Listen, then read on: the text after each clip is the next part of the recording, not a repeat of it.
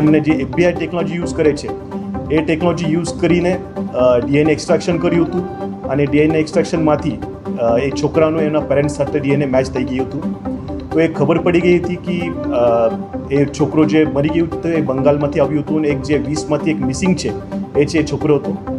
એના પછી અજમત મોલાની વિશેષ પૂછપરછ કરતા એને કબૂલ્યું હતું કે એ છોકરો મસ્તી કરતો હતો અને પરત જવાની પૈસાની માંગણી કરતો હતો પરત જવા માટે. એટલે ગુસ્સો કરી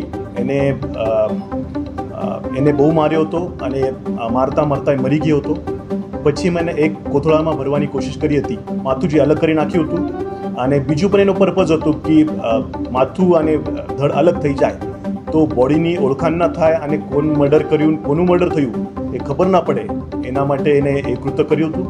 અને જ્યારે અમે એમના પેરેન્ટ્સના કોન્ટેક્ટ કર્યો તો એકદમ ગરીબ ઘર પરિસ્થિતિ હતી એમની અને એમને બહુ મહેનત કરી નથી, કેમ કે છોકરા જે એમને મોકલ્યા હતા 8,000 માટે એને મોકલ્યા હતા અને ટાઈમ જતું કે ભૂલી ગયા હતા. પણ રાજકોટ ક્રાઇમ બ્રાન્ચે 8 વર્ષ પછી એ ગુનાને ઉકેલ્યો છે અને હું Rajkot ACP crime, SOG team અને H2 ટીમ એને બહુ અભિનંદન આપું.